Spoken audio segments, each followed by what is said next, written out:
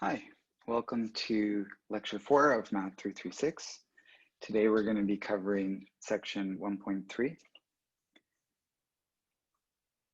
So 1.3 is about slope fields and solution curves. So we're going to be playing around with slope fields quite a bit in this section.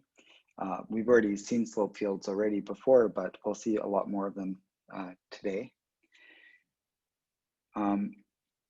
Now, the idea with the slope field is that when you're given a differential equation like this, it says that the slope of this function y of x, or the slope of the graph of this function, is given precisely by this function or this formula, right? So if you want to find out what is the slope of a solution of this differential equation at some point xy, you just plug it into this formula, and that will give you the slope of this solution of this differential equation, which is pretty nice because we may not even know what this function is, but we have a really easy way to compute the slope of the tangents to this curve, to the graph of this function. So that's what that says, and let's see what this means. Let's play around with this idea that we can easily compute the slope of this unknown function. Okay. So let's look at this example here. Now, what do I mean by we can compute the slope? Well, for example, so in this case, this is our formula here, right? That's our formula. So that's what the f of x is. So in this case, we have f of x, y. I meant f of x, y. So our formula f of x, y is equal to x squared minus y minus 2. Okay, so for example, we can now get the slope of this curve at the point, let's see, let's put in -1 and 1, for example. So if we plug in -1 and 1, we're going to get -1 squared minus 1 minus 2, and that will give us -2. All right, let's do another one. Let's just do a few of these. Let's do -1 minus 1. So here we get -1 squared minus -1 minus 2. And now this will give us 0. So that means at that point, if the solution curve goes through this point -1, 1, or -1, -1, then the tangent line to the curve will be horizontal. It'll have a slope of 0 at that point. Let's see if we can find somewhere where the slope is 1 or -1. Let me think. So if I plug in, let's plug in 0 for x, and maybe we'll put -1 for y. So in this case, we'll get 0 squared minus -1 minus 2. And that should be 1 minus 2. So that's -1. And why don't we just do one more here? This can get pretty tedious, but we're gonna see something interesting happening. So 0 squared minus 1 minus 2. Okay, now it's -3. Okay, so it looks like kind of everywhere that we've probed this function, it looks like it's either, going down because of the negative derivative, or it's flat. So let's just kind of draw a picture of this and see what it looks like. So suppose this is our XY plane. So here's our XY plane. And we want to graph y equals y of x, but actually we don't know what that is. So we're just going to sort of indicate what the slope of this function would be if it was passing through these different points. So let's just say this is 1, minus 1, 1, minus 1. Okay. Now what are the points we were looking at? So we looked at minus 1, 1. So minus 1, 1, that's this point up here. Maybe I'll make it red. So that's minus 1, 1. So we looked at that point. And there the slope was minus 2. Minus 2. Okay, so let's see.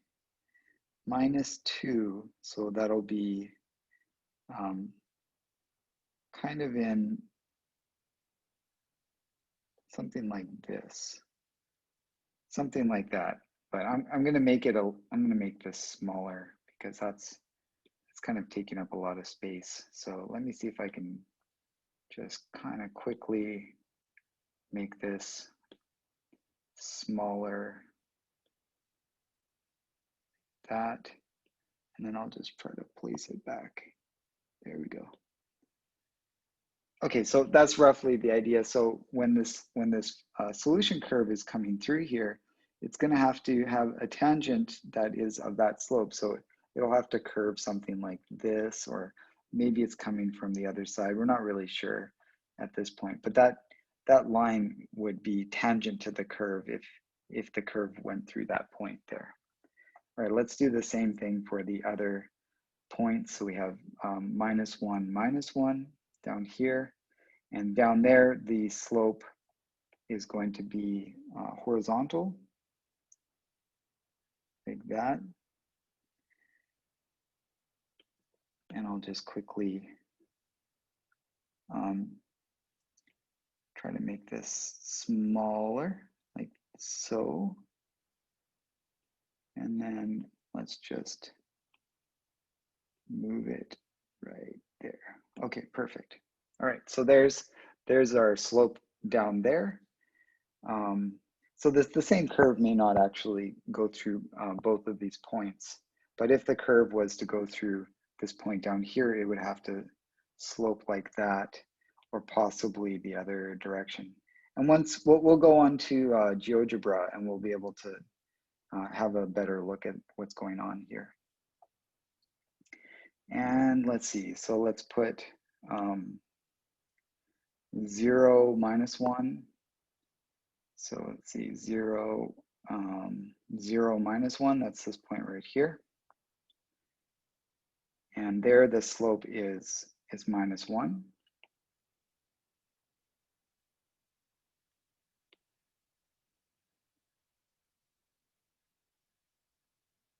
So something like that.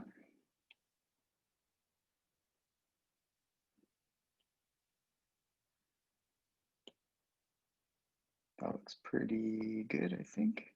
Just get that nice.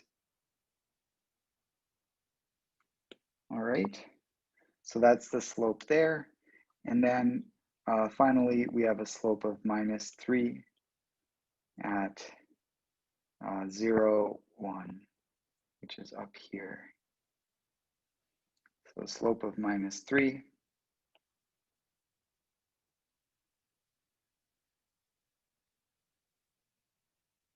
That would look like that. And then we'll just make that smaller.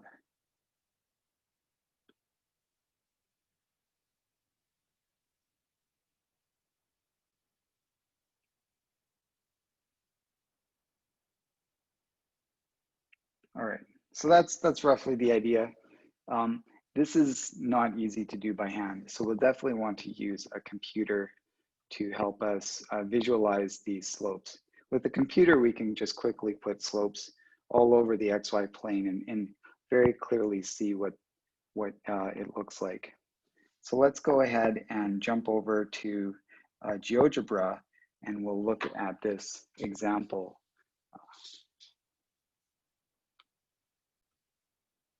Okay, so here we are in Geogebra, and that's at geogebra.org. So let's start a calculator.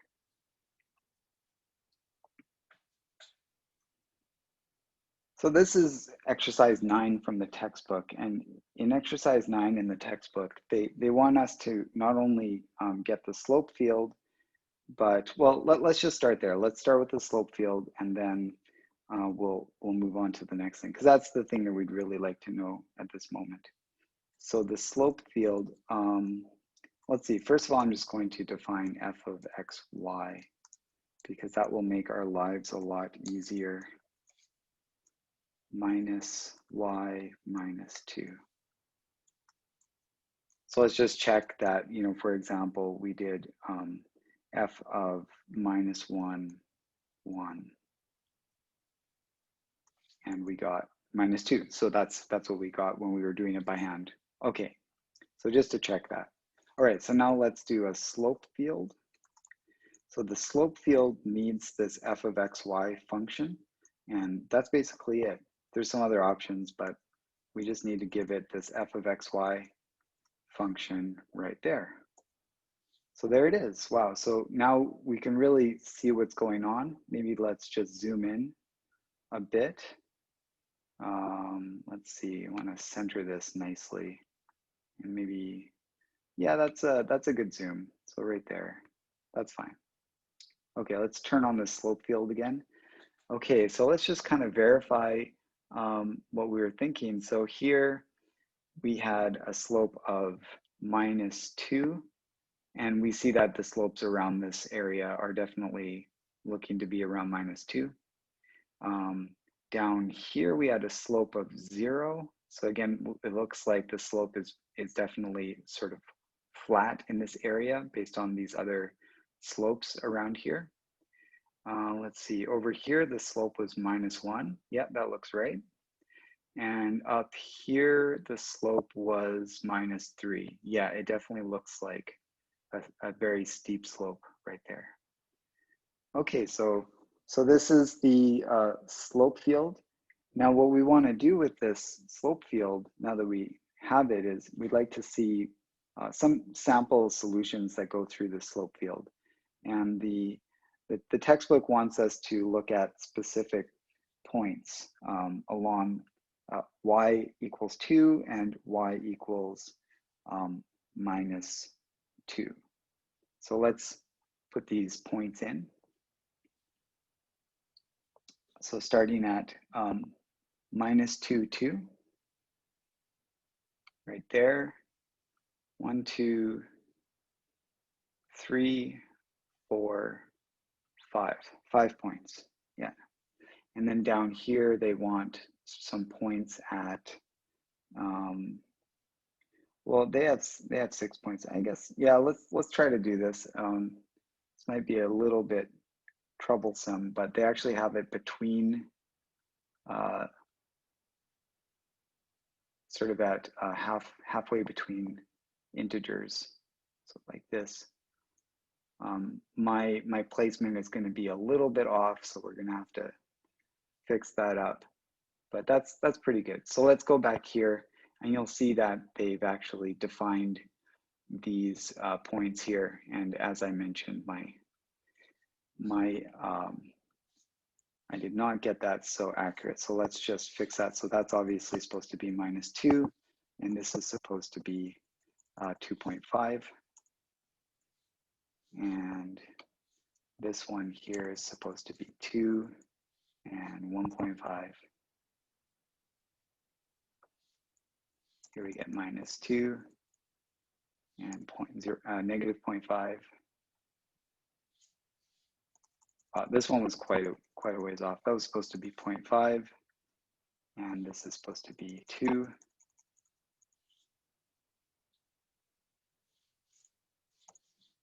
Okay, minus 2, and this one is going to be 1.5. Okay, so a bit tedious, but almost done.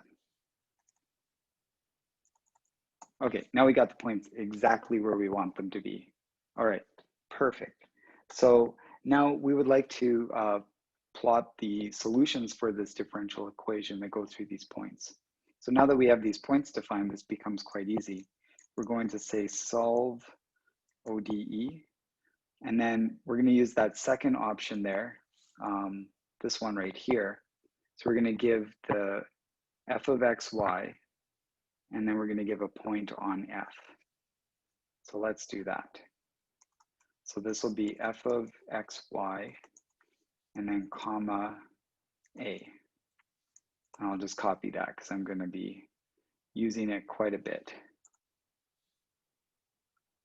There we go. Perfect. Perfect.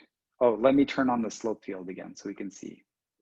There you see, right? So the function is following the slope field, and everywhere you look, the tangent to the curve would have the slope that agrees with this slope field, right? So let's just do this as well for all the others. So I'm just going to paste B, and then paste C, paste D, paste E. All right, let's put all these in. F, and we got, and it's pretty amazing actually. We're getting the exact solutions every time when we call this solve. So Geogebra is able to solve these equations exactly and give us the precise formula for this. The I, and we get J, and finally K. All right. Oh, what's going on with K? Is that like a straight line?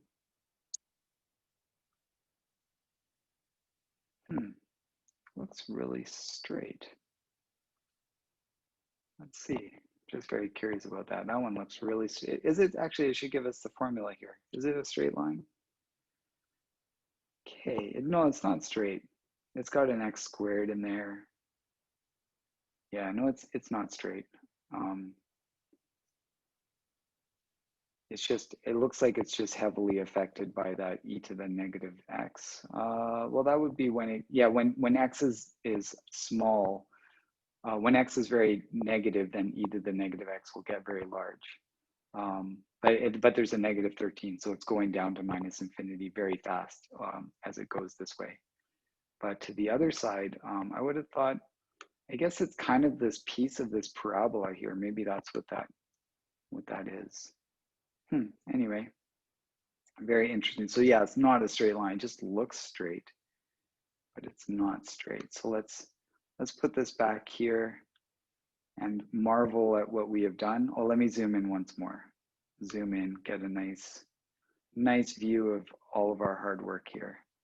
And let's just turn on that slope field again. And look at this picture. All right. So so very nice. So as you can see, it depends where the function passes through these points. It gives us a different function each time. Yeah. And if we're actually to choose points that are like very close here, you'll see that each one of them is actually going to give us very different solutions. And this is something you sometimes see. For example, they talk about with weather forecasts, a very small change to the input conditions can have a very different outcome, especially for like long-term forecasts. So you sort of see that happening here a little bit. All right, so let's head back to the notes. All right, we're back in the notes. And I encourage you guys to go ahead and play around with GeoGebra and try this a little bit. As you can see, doing it by hand, very tedious. GeoGebra is quite awesome that we're able to do it so quickly and easily. And it's free, it's available online, so it's great. Okay, so let's move on to the next topic, and we're going to keep coming back to these slope fields again. We'll make another visit to the slope fields in this section here. But what we want to talk about now is these differential equations that we're trying to solve. We would like to know, is it true that there always is a solution? And if there is a solution, is that solution unique? Is there exactly one solution? And I guess initially, you know, we would like this to be true. That would be great.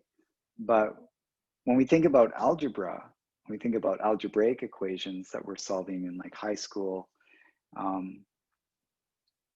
we realize that actually that's not true for algebraic equations either. So probably it's not true for differential equations. So let's look at some examples of algebraic equations that clearly do not necessarily satisfy the property of having exactly one solution. So we can have multiple solutions. So for example, with this equation here, e to the x equals 0, this equation has no solutions since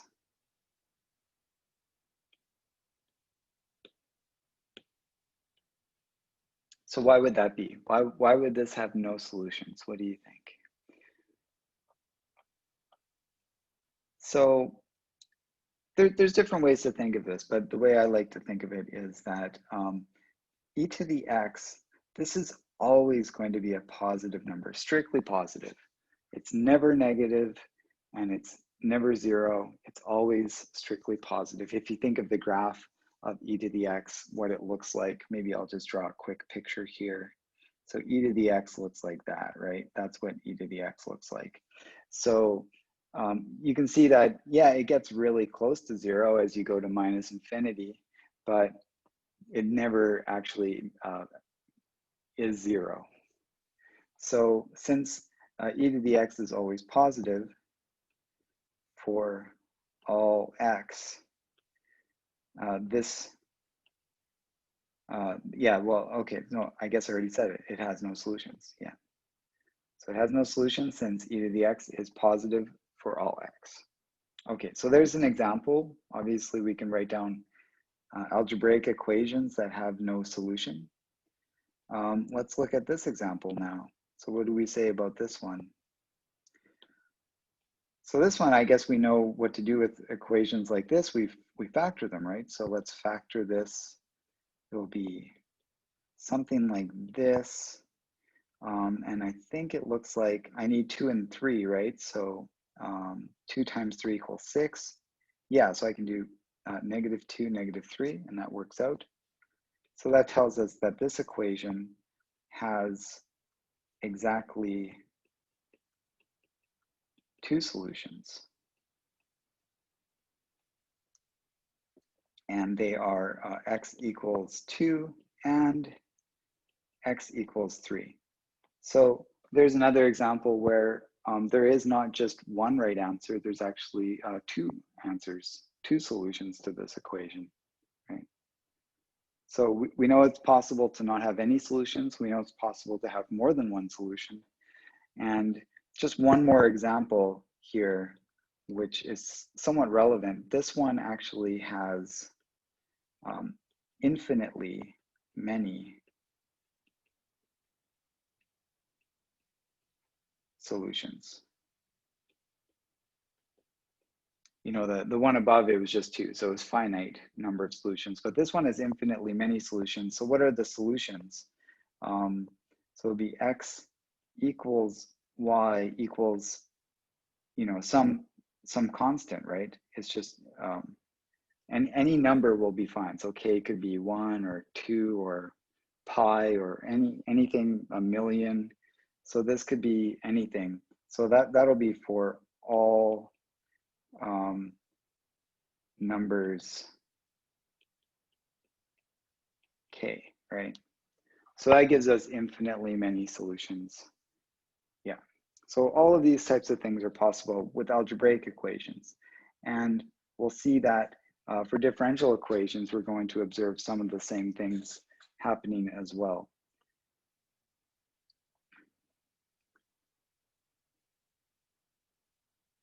Okay. Yeah, so the same is true for differential equations, and it can depend on the initial condition.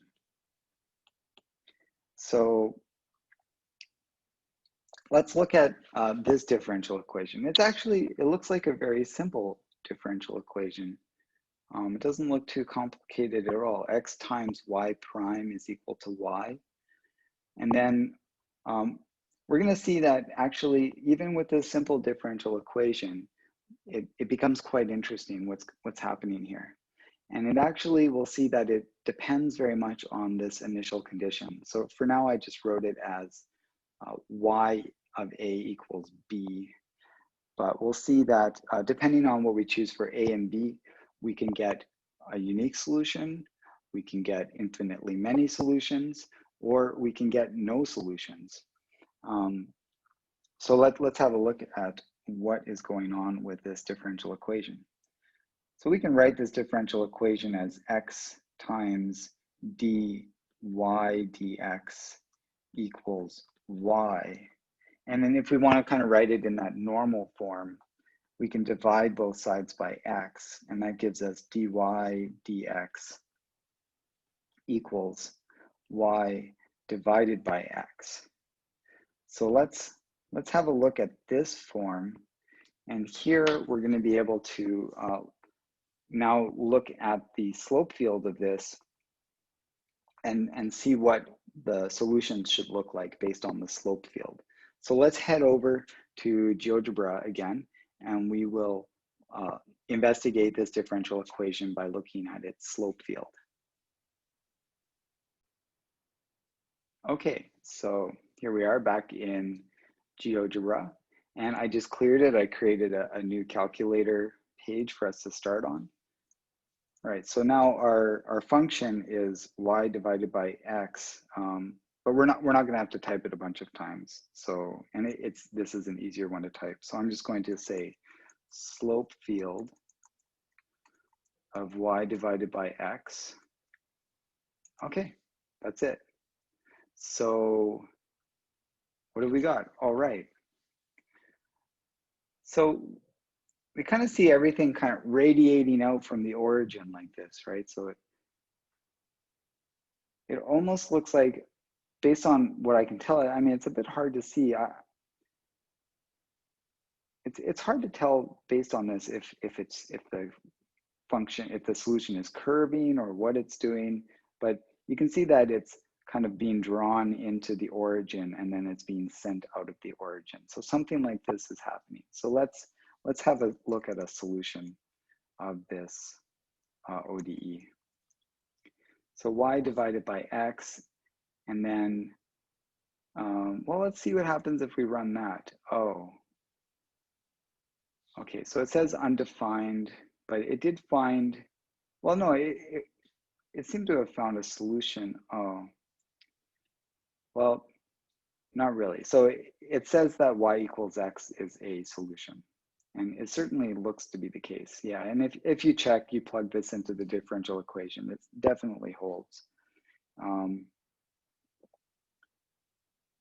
Yeah, definitely holds. Because in this case, y prime is 1. And so we get x times 1, and that's equal to x, and x is y. So it definitely satisfies the differential equation. Well, let's see if we can maybe get a different solution by saying we wanted to go through a different set of points. So we could try like 2, 4 maybe. Okay, again, it's a straight line going through the origin. In this case, it says it's 2x. Let's see what else we can do. Let's do like 0, 1. Oh, okay, so that did not work. So 0, 1 definitely did not work. And let's try 1, 0. So I think we found a possible situation where there's no solution. 1, 0. Okay, that gives us a nice straight flat line. So that's just 0. And let's do one more. Let's do 0, 0.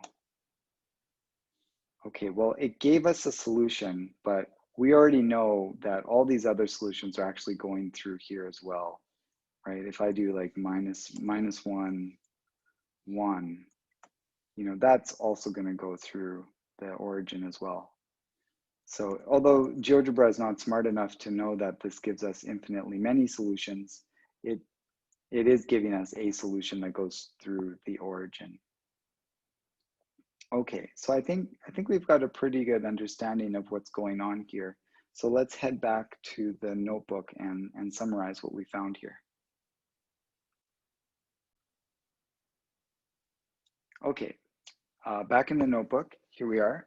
So what we learned from Geogebra is that the solutions to this equation are going to be of the form y equals k times x, are all solutions of the differential equation.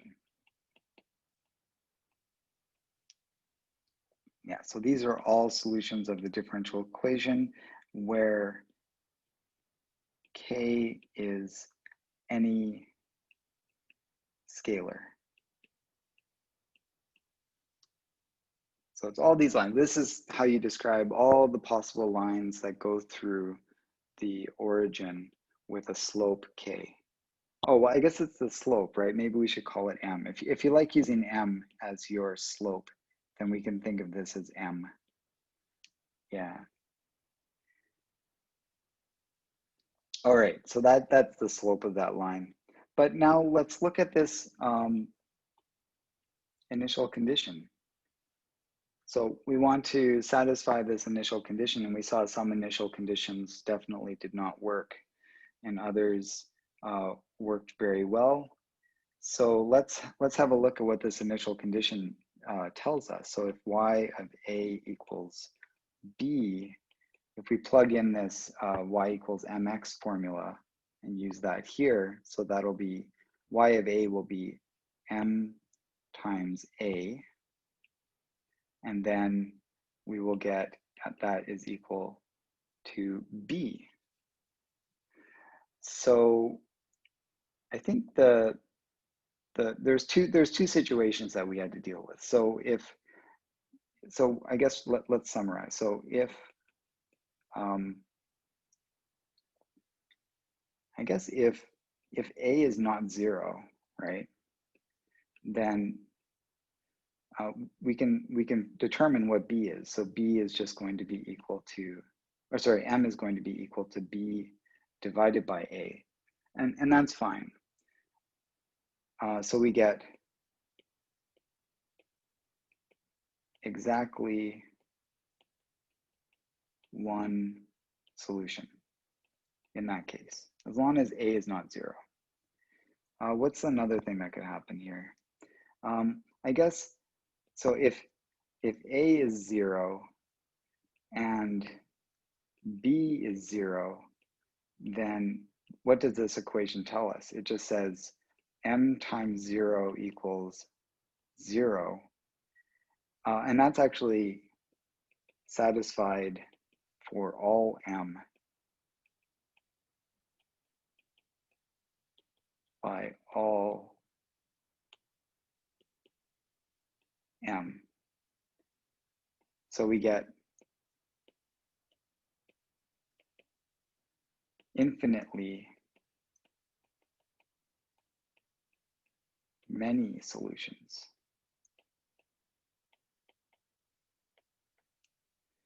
And the third thing that might happen is if a is 0 and b is not 0, then we have m times 0 equals b, but b is not 0, so this ends up being m times 0 is 0, so we get 0 is not 0, so that's impossible, right? That is impossible. So there are no solutions.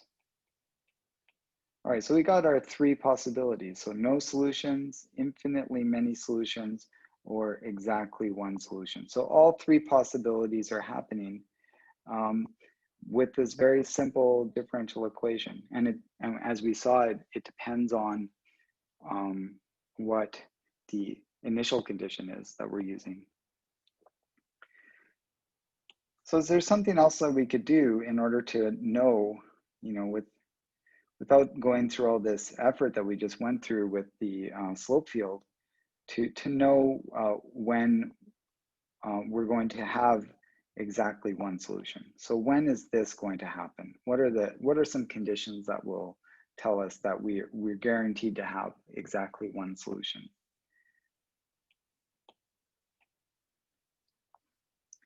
So there's a theorem in the textbook that gives us these sufficient conditions for the existence and uniqueness of solutions. And it's kind of a technical theorem, more of an advanced analysis or advanced calculus type of theorem. But essentially what it says is that they give some technical conditions that guarantee that an initial value problem, which is a differential equation.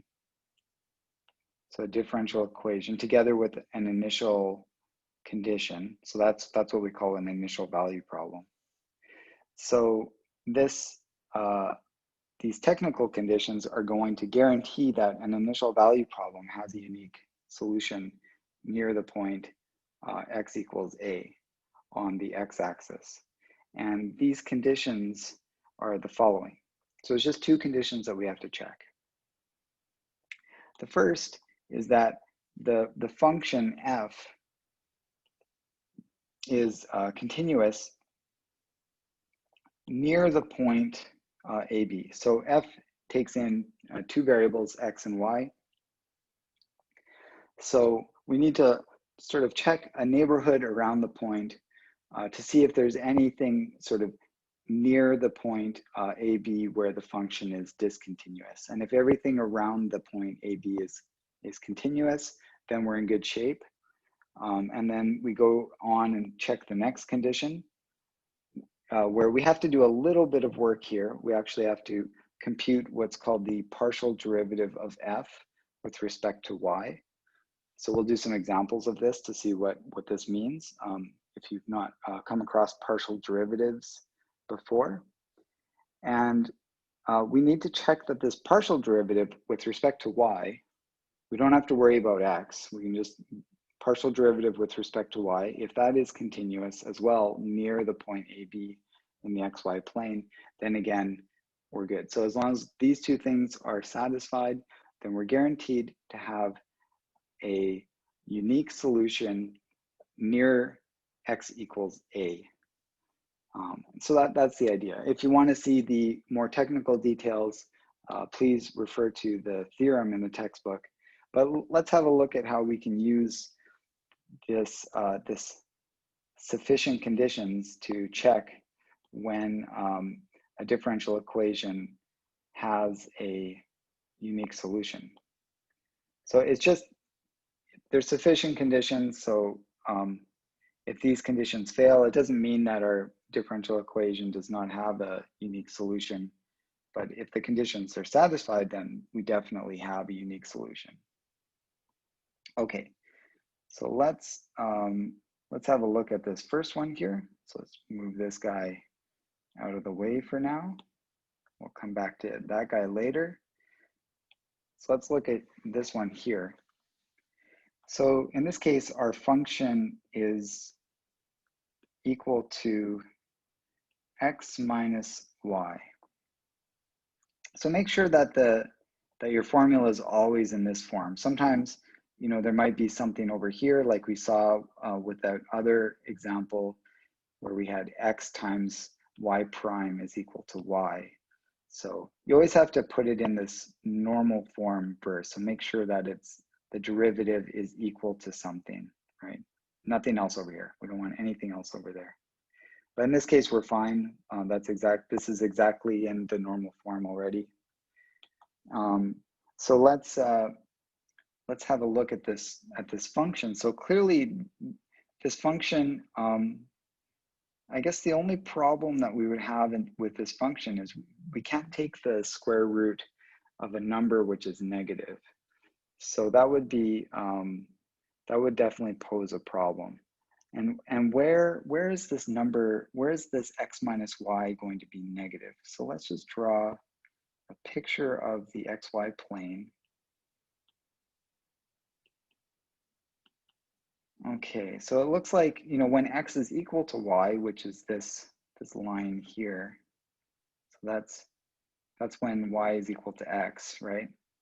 So along that line, this function is going to be 0. Now I just have to figure out which side of the line is going to be okay and which side is not going to be okay. So let's have a look here. Let's see.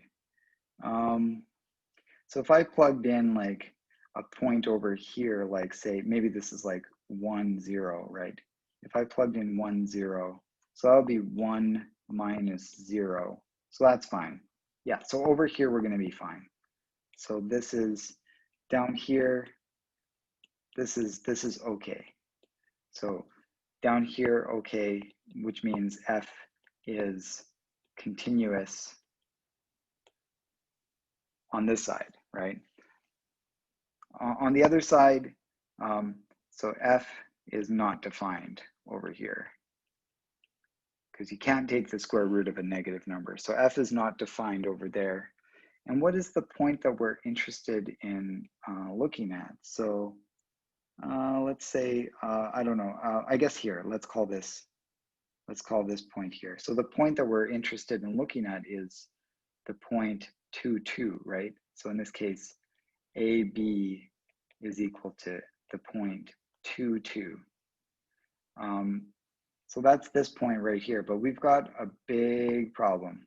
We've got a big problem because we need this function to be continuous, like all in a neighborhood around this point. But if I was to draw any kind of neighborhood, maybe I'll put it in a different color. Let's try green. So let's just draw a neighborhood. So I'll just like go around this point. It has to be a neighborhood where the point is inside. It can't be like on the boundary of the neighborhood. So if I draw any kind of neighborhood around this point, you'll see that it's always going to contain bad points over here, right? So we're always going to get bad points. We're going to get good points here, so we'll also get good points. But over here, no, we're going to get some bad points over there. So that means that this function is definitely not continuous in a neighborhood near this point AB. So therefore, f is not continuous near the point 2, 2, right? So let's see, let's just check the language again. So f has to be continuous near the point AB in the xy plane. And that is definitely not the case for this example. And does that mean that this differential equation does not have a unique solution? Well, no, it just means that we're not guaranteed to have a unique solution. So it might not have a unique solution, but it might have a unique solution. We don't know. We don't have any guarantee that it does. So how do we conclude that? So therefore, the theorem cannot guarantee this initial value problem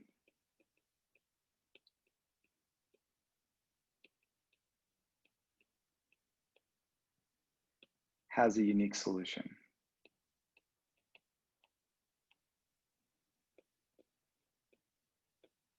Okay, so just no guarantee. We don't know, no guarantee. So that's what we get.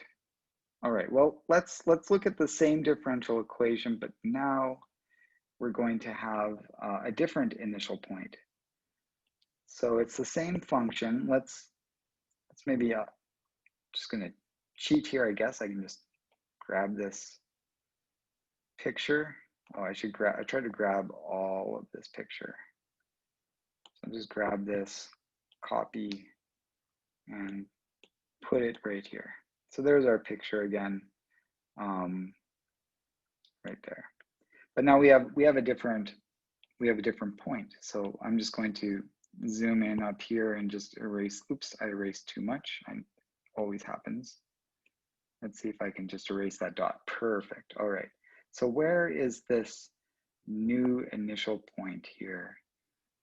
It's going to be 2, 1, right? So that'll be, now it's not on that line anymore. It's actually right there. And let's see if we can actually squeeze in. Might have to make my pen a little bit thinner. So let's see if I can draw a neighborhood around this point that's entirely in the good region. So I think I can just sort of draw a little tiny neighborhood right there, and all around in this neighborhood of this point, no problem. F is perfectly well defined, continuous, not a problem at all.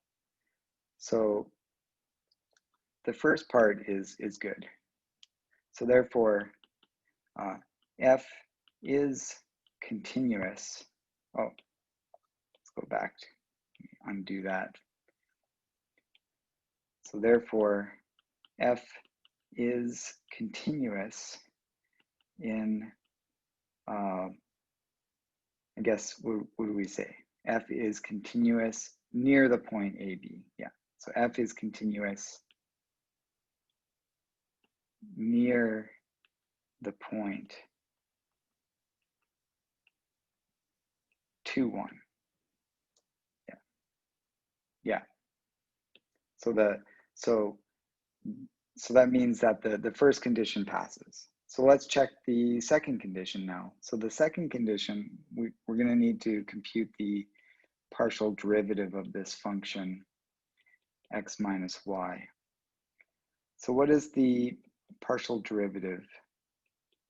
So I'm going to take the derivative of this function, but just with respect to y, I'm going to treat x as if it was just a constant. So it's almost like I'm taking the derivative of like 1 minus y, right? So I know how to take the derivative of that. So I'm going to treat x as if it was just like a number like 1 or 2 or something. So what is the derivative? Let me just make a little bit of room, move that over. Okay, what is the derivative? So the derivative is going to be a chain rule. We're going to get 1/2 x minus y to the negative 1/2. And then we need to multiply by the derivative of the inside with respect to y. That will give me 0 minus 1, right? So I'll get minus 1. So that is our derivative there as well. Now this function is a little bit different. Let me just conclude it. Let's just write it in a nice form. You can sometimes say that, explicitly, this is a function of x and y. So we can write that in. So what do we have here? We have like negative 1 over 2 square root of x minus y, right? Because that exponent of negative 1/2, that means that it's in the denominator. That's what the negative sign means. So it's in the denominator, and the 1/2 means it's a square root. So this is what our function is. Now this function is a little bit different in terms of this picture. So let's just look at this picture again.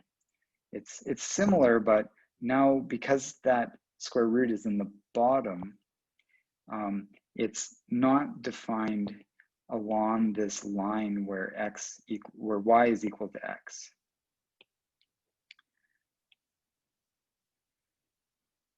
So I guess the only thing that's changing here is, let's see. So I just need to sort of say, over here, this partial derivative is continuous. So that's the okay region. And over here, the partial of f with respect to y is not defined over there. but it's also not defined on this line. So I'm going to replace this line here with a dotted line.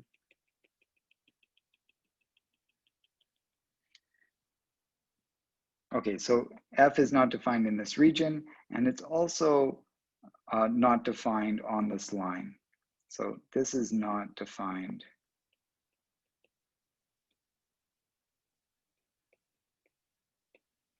on the y equals x line.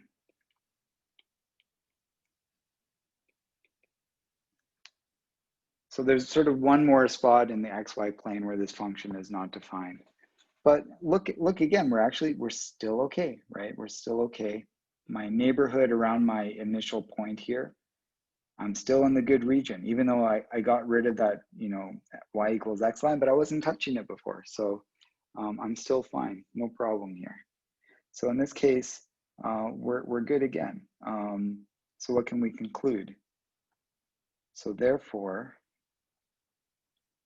I'll put it over here. So therefore, this f partial of f with respect to y is continuous near the point 1, 2. Oh, what was it? Sorry, 2, 2, 1, 2. Got the wrong point. 2, 1. I'm like 1, 2. That's a problem. 2, 1. Yeah, we're fine. 2, 1. Great. Yeah. So we're still continuous around this point. So what does the theorem say? So therefore, the theorem guarantees that the initial, I'm just going to abbreviate, initial value problem, the initial value problem has a unique solution around, is it around or near? I forget what word did it say. Let's see. Near the point. Okay, so let's use the word near. So it has a solution near x equals a. In this case, x is, the a is 2. So near x equals 2. So we're guaranteed sort of like, you know, near x equals 2. It may be, you know, also it might be far away from x equals 2, but all we're guaranteed is that near x equals 2, we're fine. So we're going to get a unique solution to the differential equation. All right. So that now concludes this section 1.3 on slope fields and solution curves. Thanks for watching.